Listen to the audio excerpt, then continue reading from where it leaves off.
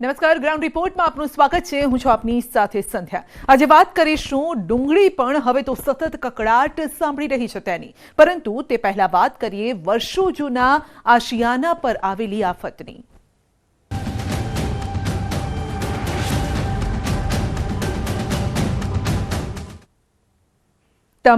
તમારો પરિવાર અને તમારા દાદા જો છેલ્લા 50 થી 60 વર્ષથી જે જમીન પર રહેતા હોવ, તમને સરકાર દ્વારા એ જમીન પર સરકારી યોજના થકી પ્લોટ પણ ફાળવવામાં આવ્યો હોય અને તેના પર બનેલું ઘર તમારા નામે હોય, તમારી પાસે બધા જ લીગલ દસ્તાવેજ પણ હોય, અને તેમ છતાં જો તમને તમારા જ ઘરમાંથી તમારા સહિત પરિવારના તમામ સભ્યોને ધક્કા મારીને કાઢી મૂકવામાં આવે તો શું થાય? મન કેટલું આક્રોશિત થઈ જાય.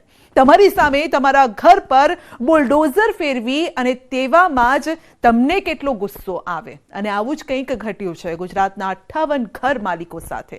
ક્યાં? જુઓ અહેવાલ.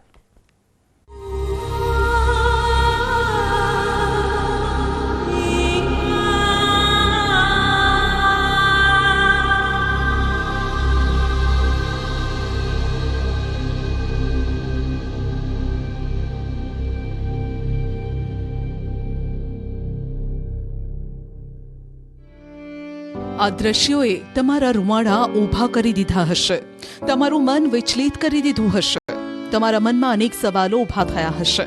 તમને થયું હશે કે આ લોકો કડકડતી ટાઢમાં ખુલ્લા આભ નીચે કેમ છે?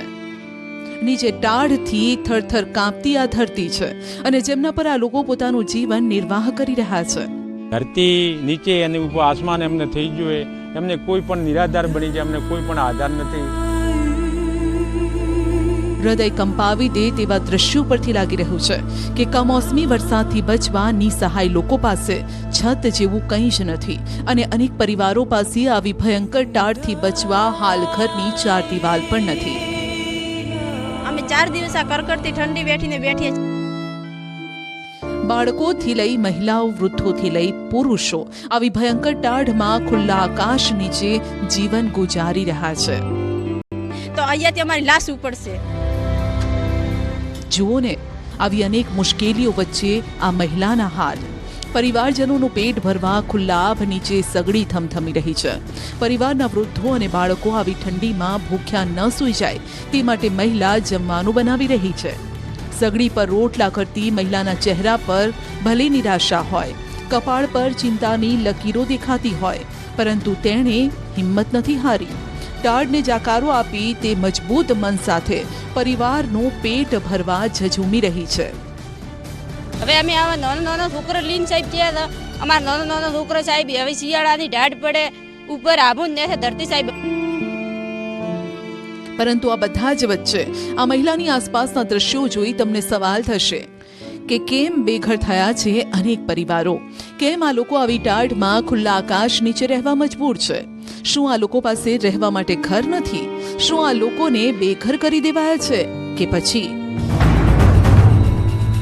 અહીંયા એટલો પ્રચંડ ધરતીકંપ આવ્યો છે કે બધું વેર વિખેર અને ખેદાન મેદાન થઈ ગયું છે. વોટના વખતે તો અમારા જોડે આવીને અમારા પગે પડીને હાથ જોડતો હતો. આ 4 દિવસથી અમે ભૂખા બેઠા છીએ. આખરે આ પરિવારો સાથે એવું તે શું થયું છે કે તેઓ આવી મજબૂરીમાં જીવન જીવી રહ્યા છે? ત્યારે તમને જણાવી દઈએ કે આ બેઘર થયેલા પરિવારના દર્દનાક દ્રશ્યો બનાસકાંઠાના ધાનેરા તાલુકાના થાવર ગામથી સામે આવ્યા. થાવર ગામમાં 8 પરિવારો સાથે હળહળતો અન્યાય થવાનો દાવો આ પરિવારના સભ્યો કરી રહ્યા છે. લોકોના ઘરના આવા હાલ જોઈ કોઈ ધરતીકંપ કે અન્ય કુદરતી આપદાના કારણે નથી થયા. વહીવટી તંત્રએ આ પરિવારોના આશિયાના પર દબાણની કામગીરી કરી છે. આ સાંભળી તમને પણ થયું હશે કે આ તો યોગ્ય કાર્યવાહી થઈ છે, પરંતુ અહીંયા મહત્વની વાત એ છે કે આ તમામ ઘરો સરકારી યોજનાના બનાવેલા છે અને ખુદ સરકારે જ તેના પર બુલડોઝર ફેરવી દીધું છે અને કડકડતી ઠંડીમાં આ ગરીબ લોકોનું ઘર છીનવી લીધું છે. અહીં વહીવટીતંત્ર દ્વારા 52 જેટલા દબાણ દૂર કરાયા છે, જેમાં 52માંથી 8 સરદાર અને ઇન્દિરા આવાસ યોજનાના મકાનો હતા, જેને પણ તોડી પડાયા. ત્યારે અનેક ગંભીર સવાલો સરકારની આ કામગીરી સામે ઊભા થઈ રહ્યા છે. કે જે આ મકાનો હતા તેમાંથી 8 જેટલા મકાનો હતા તે ઇન્દિરા આવાસ યોજના તેમજ સરદાર આવાસ યોજનામાં બનાવવામાં આવ્યા હતા। આપને આ તકતી પણ બતાવીશ કે આ તકતીની અંદર ઇન્દિરા આવાસ યોજનાની આ તકતી છે। વર્ષ 2010-11માં 45,000ની સહાયથી આ ગરીબ પરિવારનું મકાન બન્યું હતું, પરંતુ આ ગરીબ પરિવારનું મકાન તોડી પાડવામાં આવ્યું છે, જેને લઈ આ પરિવારોમાં સ્થાનિક તંત્ર અને સરકાર સામે ઉગ્ર આક્રોશ અને નારાજગી છે। અમે 4 દિવસ આ કરકડતી ઠંડી વેઠીને બેઠીએ છીએ। અમારા જોડે કોઈ રહેવાના મકાન બીજા કે કોઈ વ્યવસ્થા હાલમાં નથી। સરકાર તરફથી સરદાર આવાસ યોજના અને ઇન્દિરા આવાસ યોજનામાં અમારા મકાનો બનેલા હતા અને એ જ મકાનો સરકારે તોડી પાડે છે। એવી કેવી સરકાર છે, પેલા મકાનો આપે છે ને પછી તોડી પાડે છે। એટલે સવારમાં 9 વાગે અમારો બધું આ ઘર જે ઝૂંપડા હતા એ બધા પટકી નાખ્યા અને અમને ઇન્દિરા આવાસમાં યોજનામાં અમારું મકાન આલેલું હતું, સરપંચ સાહેબે એ પણ અમારું પટકી નાખ્યું, કાંઈ નહીં રાખ્યું। અમારે દિવસે ગુજરાન ચલાવવા હારું ધંધો જે આ લોહારી ધંધો છે એ પણ તોડીને તેસમેસ કરી નાખ્યું છે। તો હવે અમારે કરવું શું? અમે 5 દિવસથી એમને આગા પાછા ફરીએ છીએ। આદેશ હાઈકોર્ટે કર્યો હતો કે દબાણ હટાવવામાં આવે, પરંતુ સવાલ એ છે કે કેમ સરકારને આવાસ બનાવતી વખતે ખ્યાલ ન હતો કે આ જગ્યા દબાણમાં આવી રહી છે। સરકારના અધિકારીઓની ભૂલનું પરિણામ આ 8 પરિવારો આવી ટાઢમાં બેઘર થઈને ભોગવી રહ્યા છે। આ પરિવારના સભ્યોનો આક્ષેપ છે કે દબાણ હટાવવા આવેલા લોકો એટલી હદે નિર્દય હતા કે તેઓએ રાત્રે 8 વાગે આદેશ કર્યો કે ઘર ખાલી કરો। સવારે 9 વાગે તો બુલડોઝર ફેરવી પણ દીધું। ઘરના સામાનથી લઈ તમામ ચીજ વસ્તુઓ ઘરમાં હોવા છતાં દબાણ હટાવવા આવેલા કર્મીઓને સહેજ પણ દયા ન આવી। આપ દ્રશ્યમાં જોઈ શકો છો કે બધું જ વેરવિખેર છે। સાંભળો આ લોકોની વેદના। અમારો ખાવા પીવાના વાસણ બધે ફોડી નાખે સાહેબ। અમારે કશું વસ્તુ કોઈ રાખ્યું જ નથી। હવે અમે આવા નાના છોકરા લઈને સાહેબ ગયા તો અમારી પાસે પૈસા પણ નથી। હવે એકદમ ઘર બાર બધા પટકી નાખ્યા, અમારા ગોદડા ભોદડા આખા બધા તેસમેસ કરી નાખ્યું। તો હવે અમારે શું કરવું? અમે કેને અપીલ કરીએ? તો અમે આ બાજુ જઈએ તો અડધા કે આમ જાઓ ને અડધા કે આમ જાઓ, અમારું તો કોઈ અહીંયા છે નહીં। એમાંય આ નિર્દય અધિકારીઓ એટલા પથ્થરદિલ થઈ ગયા કે ગરીબ લોકોના આશિયાના પર બુલડોઝર ફેરવતા સમયે તેઓને દયા પણ ના આવી કે 8 ઘરમાંથી એક ઘરમાં કૂતરી પણ વિહાણી છે। તેના નાના નાના બચ્ચાઓ ઘરમાં હતા, પરંતુ તેની સાથે આગળ શું થયું અમે લખી નથી શકતા। અમારા હાથ પણ થરથર કાંપી રહ્યા છે। ત્યારે સાંભળો અધિકારીઓની નિર્દયતા અંગે આ પીડિતોનું શું કહેવું છે। કે જે વ્યક્તિ મકાન પાડવા આવ્યા ત્યારે અમારા મકાનમાં લાગે કૂતરી વી લીધી। કૂતરીના બચ્ચે માથે મકાન પડ્યું એટલે કૂતરીના બચ્ચે પણ મરી ગયા। 4 કૂતરાને માથે ભીત પાડી એટલે કૂતરા મરી ગયા। કૂતરા લેવા દાતા તો માણસોને પણ મારી નાખો સાહેબ, કે કૂતરાને મારી નાખશે તો અમને માણસોને મારતો શું વેળા થાય સાહેબ? હવે તમે કોઈ થાય, હવે અમે તો એમ કહો કે અમારે કૂતરાને મારી એટલે અમે તો એમ કહો કે સાહેબ આવા માણસો માટે કડક ને કડક સજા થવી જોઈએ। ઘરમાં રહેતા લોકોએ કેટલાય પ્રયત્નો કર્યા, પરંતુ અધિકારીઓ ન માન્યા। તેઓના પાપે ગલુડિયાઓના મોત થઈ ગયા છે। તેવામાં જ અમારા સહયોગીને આ સ્થળ પર એક માતા, એક પત્ની ખુલ્લા આકાશ નીચે સગડી પર રસોઈ બનાવતા જોવા મળ્યા, અને માસૂમ બાળા જેને તો ખ્યાલ પણ નહીં હોય કે તેના માથા પરથી છત અને ટાળથી બચવા માટેની 4 દિવાલ પણ છીનવી લેવાય છે। આ બાળાની માસૂમતા તો જુઓ, ધીમે ધીમે તે જમવાનું પોતાની થાળીમાં લઈ રહી છે। આટલી હદે આ સ્થાનિક તંત્રએ આ લોકોને મજબૂર કરી દીધા છે। આપ દ્રશ્યોમાં જોઈ શકો છો કે ખુલ્લા આસમાન નીચે કઈ રીતે લોકો પોતાનું જમવાનું બનાવે છે, કઈ રીતે પોતાના બાળકોને ખવડાવી રહ્યા છે। આપ આ દ્રશ્યોમાં પણ જોઈ શકો છો। આ એક પરિવાર નથી, આવા 30 જેટલા પરિવારો છે કે જેમના મકાનો તોડી પાડવામાં આવ્યા છે અને તેમને બેઘર કરી દેવામાં આવ્યા છે। પરંતુ આ બધા વચ્ચે અહીં પીડિતોએ સરકારી વિભાગ અને તેના અધિકારીઓ પર આક્ષેપ કરતા કહ્યું છે કે અહીંયા દબાણ હટાવવા વહાલા દબલાની નીતિ અપનાવવામાં આવી છે। અમારા થાવર ગામમાં 4 દિવસ પહેલા મકાનો દબાણ દૂર કરવામાં આવ્યું છે। એમાં લગભગ 10-15 ઘરો દૂર કરે, જે ગરીબ હતા એ જ ઘરો દૂર કરવામાં આવે છે, અને જે પૈસાવાળા અને પટેલોના ઘર હતા જે દબાણમાં આવેલા છે એ ઘરો સામે કોઈ કાર્યવાહી થયેલ નથી। સરકાર કે સરકાર બધા માટે સરખી હોવી જોઈએ। જે પૈસાવાળા હતા એ હાઈકોર્ટમાં જઈને સ્ટે લઈ આપ્યા છે। આ અમને ગરીબોને તો એ જ ખબર નથી કે સ્ટે શબ્દ શું છે। મકાવાનો હતો હાઈકોર્ટનો હુકમ પાડવાનો લિખિત હતો, એમાં અમુક માણસોના જે પૈસાદાર પાર્ટી હતી એ લોકો એસ્ટે લાવી દીધો, આ લોકો પાસે પૈસા નહોતા એટલે એસ્ટે ન લાવી દીધો તો ગ્રામ પંચાયતે આ મકામો પાડી દીધા અને આ ગરીબ માણસોની બધી પણ કોઈ હાલત વગરના રહી ગયા. આ આવો પણ અહીંયા થવો ન જોઈએ એ રીતે હું શ્રી સરકારની વિનંતી કરું છું. ગ્રામ પંચાયતના બેવડા વલણના કારણે સરપંચ સામે તો પીડિત પરિવારોમાં એટલે કે એટલો બધો આક્રોશ છે કે તેનું પરિણામ પણ સરપંચને આગામી ચૂંટણીમાં ભોગવવું પડી શકે છે. હું ખાસ મારા ગામના સરપંચ જેવો સરપંચ કહેવા માટે અમે ધિક્કાર આવે છે. સરપંચ તલાટી એ બધા કેવા ગયા? સરપંચ વોટના વખતે તો અમારા જોડે આવીને અમારા પગે પડીને હાથ જોડતો હતો. આજ 4 દિવસથી અમે ભૂખા બેઠા છીએ. સરપંચ માટે તો એમના ગામડાની બધી પ્રજા કહેવાય તો એ સરપંચ હાલ સુધી અમારા માટે કોઈ વ્યવસ્થા શું અમારા સમાચાર પૂછવા માટે પણ નથી આવ્યો. સરપંચ સાહેબ અમાને જોવા નથી આવ્યા કે જીવતા છે કે મરી ગયા છે. સરપંચને શું કરે સાહેબ? અમારે ગામમાં લઈને સરપંચને વોટ લેવા આવે ત્યારે ચૂંટણી આવે ત્યારે તો ઘણા આવે કે વોટ હાલ દો, મને હાલ દો, અમે તમારું ભલું કરશે, અમે પણ તમારા નોમે કરશે સાહેબ, અમે તમારા ઘર બીજે કરી હાલશે. અમને કશું સાહેબ કોઈની સહાયતા નહીં. જો કે ધાનેરાના ધારાસભ્ય માવજી દેસાઈ આ લોકોની મદદ માટે આગળ આવ્યા અને તેઓ માટે છેલ્લા 4 દિવસથી માવજી દેસાઈ ટેન્ટ સહિત ભોજન પાણીની પણ વ્યવસ્થા કરી રહ્યા છે. આ માવજીભાઈ બસ અમને થોડી સહાયતા આપી છે. 4 દિવસથી ખાવા માવજીભાઈ પહોંચાડે છે. અમારે આ તાટપત્રી બીજી માવજીભાઈ પહોંચાડે છે. માવજીભાઈ દેસાઈનો આભાર માનું છું કે એમના તરફથી 4 દિવસ અમારે જમવાનું તેમ છતાં તાટપત્રીની વ્યવસ્થા થઈ છે. તેવામાં આ અંગે તાલુકા પંચાયત કચેરીએ અમારી ટીમ પહોંચતા તાલુકા વિકાસ અધિકારી રજા પર હોવાનું સામે આવ્યું. નાયબ તાલુકા અધિકારીને આ અંગે સવાલ કરતા તેઓએ આવાસ યોજનાના મકાન છે કે નહીં તેના પર સવાલ ઉભો કર્યો.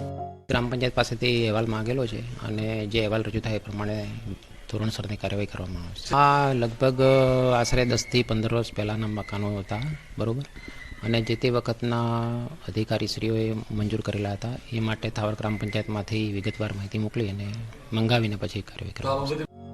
જોકે હાલ આ પીડિત પરિવારોમાં આક્રોશ એટલી હદે છે કે લોકોએ ઉગ્ર ચીમકી ઉચ્ચારતા સરકારને કહી દીધું કે સરકાર અમને ગમે તેમ કરીને અહીંયા જ આ જ જમીન પર પ્લોટ આપે, નહીતર જોવા જેવી થશે. આ જગ્યા ઉપર પ્લોટની ફાળવણી કરી આપી. જો નહીં કરી આપી તો અમે આ જગ્યા નથી છોડવાના, કેમ કે અમારા બાપ દાદાઓ આ જગ્યા ઉપર વસ્યા છે. લગભગ અમે 80 વર્ષથી આ જગ્યા ઉપર બેઠા છીએ. જો આ જગ્યા ઉપર અમને પ્લોટની ફાળવણી કરી નહીં આપવામાં આવે ને તો અહીંયાથી અમારી લાશ ઉપડશે. લગભગ અમે અહીંયા 50 વર્ષથી રહીએ છીએ, તે છતાં અમારી આ મકાન પાડી નાખ્યું અને અમારા પીવાના પાણી, બીજા ટોકા બીજા બધા તોડી નાખ્યા. ખાવા બનાવવા માટે ચૂલા હતા તે પણ ખોતરીને અંદરથી બહાર કાઢી નાખ્યા. તેવામાં આ ગામ નિવેદના ન્યૂઝ 18 ગુજરાતીના માધ્યમ થકી જિલ્લા વિકાસ અધિકારી સુધી પહોંચી અને તેઓએ હૈયાધારણા આપી કે યોગ્યતા ધરાવતા અસરગ્રસ્તોને તાત્કાલિક પ્લોટ ફાળવવામાં આવશે અને હાલ તેઓ માટે વૈકલ્પિક વ્યવસ્થા પણ કરવામાં આવી રહી છે. આમાં અમુક કિસ્સાઓમાં મારા ધ્યાન ઉપર એવું આવ્યું છે કે જે લોકો જરૂરમંદ હતા એમના પણ અમુક દબાણો દૂર થયા છે. તો એ લોકો માટે વૈકલ્પિક વ્યવસ્થા કરવા માટે અત્યારે પ્રયત્નો હાથ ધરવામાં આવશે. જેટલા પણ લોકો છે એમને સારી રીતે અને પાત્રતા ધરાવતા જેટલા પણ લોકો છે જે આવાસથી કે પ્લોટથી વંચિત છે અને ખરેખર પાત્રતા ધરાવે છે એવા લોકોને પ્લોટ આપવા માટે સંપૂર્ણ પ્રયત્નો કરવામાં આવશે. ત્યારે હવે જોવું રહ્યું કે આ વિટાળમાં ક્યારે વહીવટીતંત્ર જમીન પર કામગીરી કરે છે અને બેઘર થયેલા લોકોને ક્યારે છત અને 4 દિવાલ આપે છે. કિશોર તોમર, ન્યૂઝ 18 ગુજરાતી, બનાસકાંઠા.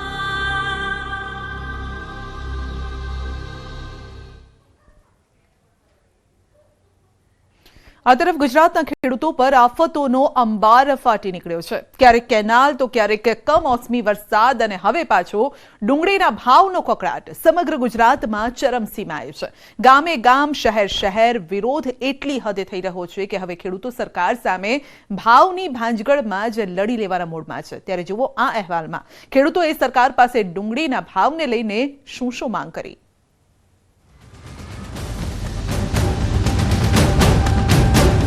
10 વર્ષથી ડુંગળીનો પાક આમને લઉં હું, જ્યાં કમ્પ્લીટ થાય ત્યાં ભાવ તળિયે વહી જાય. અરે સરકાર, આ વખતે તો થોડું તો સમજી લેવું હતું, થોડું આ અન્નદાતાનું વિચારી લેવું હતું. જેથી કરીને અમે વેપારીઓને બોલાવી ખેતરે તો કોઈ આવવા તૈયાર નથી અને આવે છે તો મફતના ભાવે ડુંગળી માગે છે. તમારી જ બેદરકારીના પાપે ખેડૂત સારા ભાવને લઈને અલગ અલગ માર્કેટમાં રઝળી રહ્યો છે. ખેડૂતના બાલ બચ્ચાઓની સ્કૂલની ફીઓ ભરવી છે તો આજની તારીખમાં એનું ભરણ પોષણ પૂરું થાય એમ નથી. કસ્તુરીના ડખાના કારણે ખેડૂતો ખફા થઈ ગયા છે.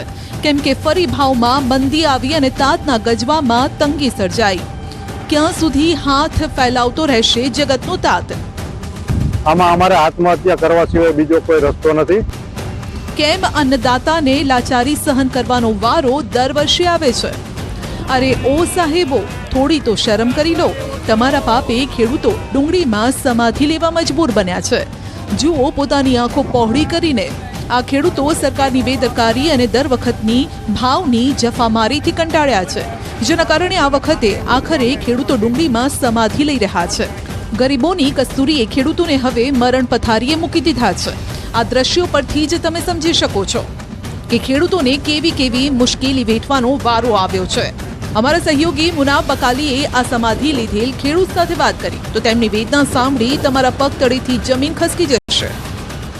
મેં ડુંગળી 5 વીઘાની વાવી છે તો મને 1,25,000 ખર્ચો ટોટલ ચડી ગયો અત્યારે, બરોબર. તો અત્યારે અમારે 50,000ની ડુંગળી થાય એમ નથી અત્યારે આ ભાવમાં મેં ગણી તો ખોટ અમારે ક્યાંથી કાઢવાની છે?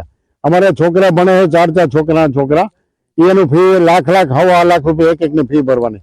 તો અમે આ અમારા પૈસા તૂટે છે, જે અમે પૈસા રોક્યા હતા મોટી આશાએ, અમે ઉચ્ચ ઉધારા કર્યા હતા અને અમે ધિરાણ ઉપાડ્યા હતા, એ બધું આમાં ખર્ચો કરી નાખ્યો. તો અત્યારે અમારે પૈસા ઘટે તો અમારે લેવા ક્યાં જવાના? શું સરકાર પાસે કે તેના કૃષિ વિભાગ પાસે ખેડૂતોના સવાલનો જવાબ છે? ચોક્કસથી કહી શકીએ કે નથી. સાહેબ, તમારી પાસે ખેડૂતોના સવાલનો જવાબ જ નથી. તમને સહેજ પણ અંદાજો છે કે ઉત્તમ ભાવની આશાએ આ વખતે ખેડૂતોએ ડુંગળીનું વાવેતર કર્યું, પરંતુ જ્યારે ડુંગળીને દીકરાની જેમ ઉછેરી મોટી કરી અને સરકારે ડુંગળીની નિકાસ પર જ પ્રતિબંધ લગાવી દીધો, ખેડૂત પોતાનું જીવન નિર્વાહ કેવી રીતે કરશે તે સવાલ છે. વર્ષના લાખ ₹1.5 લાખ રૂપિયા ફી છે. તો અમને એવું હતું કે અમે ડુંગળીનું વાવેતર કરીને જે પૈસા મળશે એનાથી અમે અમારા છોકરાઓની ફી ભરીશું. તો અત્યારે અમને અમારા પૈસા, અમારો ખર્ચ પણ ઊભો થાય એમ નથી. તો અમારે છોકરાઓને અમારે કઈ રીતે ભણાવવા, કઈ રીતે અમારું ગુજરાન ચલાવવું? તો સરકારશ્રીને એટલી વિનંતી છે કે ખેડૂત ઉપર ખાસ ધ્યાન આપો. આમાં અમારે આત્મહત્યા કરવા સિવાય બીજો કોઈ રસ્તો નથી. ખેડૂત આગેવાનો પણ ડુંગળી પકવતા ખેડૂતોના સમર્થનમાં આવી સરકાર સામે આંગળી ચીંધી રહ્યા છે. આક્ષેપ કરી રહ્યા છે કે હાલ જે ભાવ છે તેમાં તો તેઓ દેવાદાર બની જશે. આજે વીઘે 20,000 થી 25,000 ખર્ચા ચડી ગયા છે. ખેડૂતને 1.25 લાખના ખર્ચાઓ ચડી ગયા છે.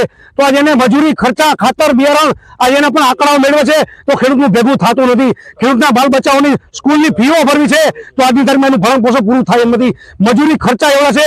તો મારી નમ્ર અપીલ છે સરકારને કે તાત્કાલિક બંધી નિકાસમાંથી હટાવી લે. ડુંગળીની નિકાસબંધી પર કિસાનોમાં રોષ છે. ડુંગળીનો ડખો દિવસે ને દિવસે વકરી રહ્યો છે. ડુંગળીના ભાવ તળિયે બેસી ગયા છે અને ખેડૂતોને પાયમાલ થવાનો વારો આવ્યો છે. ત્યારે ડુંગળીની નિકાસ પર પ્રતિબંધ મૂકતા ધોરાજીમાં ખેડૂતો એકત્ર થયા. સરકારની નિકાસબંધીની નીતિ સામે ઉગ્ર સૂત્રોચ્ચાર કર્યા અને તેમ છતાં કૃષિ વિભાગના એક પણ કર્મચારીના પેટનું પાણી ન હલ્યું. છેવટે સરકારી ઓફિસની સીડીઓ પર બેસીને રામધૂન બોલાવવાનો વારો આ ખેડૂતોને આવ્યો.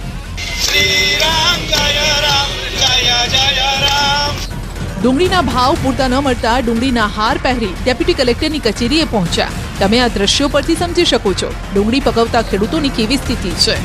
ખેડૂતોએ ડેપ્યુટી કલેક્ટરને લેખિતમાં આવેદનપત્ર આપ્યું અને થોડી ડુંગળી પણ તેમને આપીને રજૂઆત કરી કે ભાવને લઈને માંગો પર વિચાર કરવામાં આવે અને આ તમામ વાત કૃષિ મંત્રી રાઘવજી સુધી પહોંચાડવામાં આવે.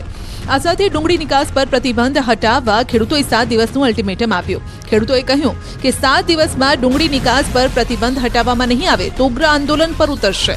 તેવામાં ગુજરાત કિસાન કોંગ્રેસના અગ્રણી પાલ આંબલિયા પણ ખેડૂતોના સમર્થનમાં આવ્યા અને સરકાર પર આકરા પ્રહાર કર્યા.